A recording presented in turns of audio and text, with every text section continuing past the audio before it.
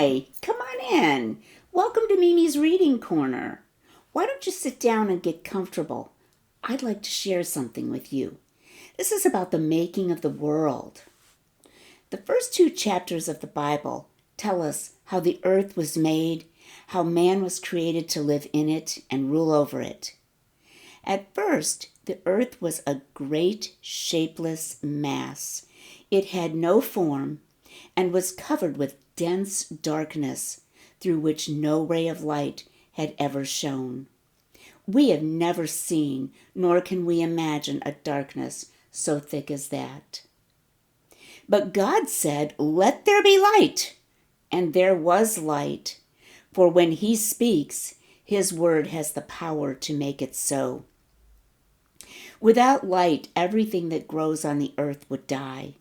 There would be no grass, no flowers, no living or growing thing. Did you ever see a plant that had been kept in the dark, maybe in a basement or in a darkened room for a while, and notice how pale and sickly it looked? Perhaps you have seen it taken outdoors and set in the ground for a few days, and it grew stronger, and its leaves became green, and its stalk firm. Without light, it would have died. After God made light, God separated or parted the light from the darkness. He called the light day, and He called the darkness night.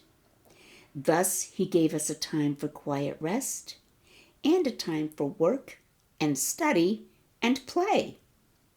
This was done on the first day of creation week. The second day, Lord made a covering for the earth, which extends all around it, and it's many miles deep. And this covering we call air.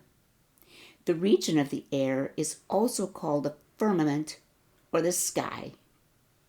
We cannot see the air, but we have all seen what it can do. When it is in motion, it moves the leaves of the trees and sways the flowers on their stems. It waves the wide fields of grain, ripples the surface of the waters, and fills the sails of the great ships that float on the rivers and oceans. Sometimes the motion of the air is so rough that it tears up giant trees by their roots, takes roofs off of houses, and tosses the water of the sea about in angry waves. Although the air is very light, it upholds the beautiful clouds that float about in it, sometimes white and fluffy and far, far above our heads, and sometimes black and heavy and hanging low in the sky with lightning in their dark folds, and sometimes rose-colored and purple and red and like shining gold. While nothing could live long without light, it is just as true that nothing could live long without air. If the Lord were to take away from the earth its covering of air, in a short time there would be nothing left alive on it. The earth was still covered with water. Under the water it was not smooth, like an apple, but rough with hollows and hills. And in those deep hollows the Lord caused the waters to settle or gather together, leaving some places dry.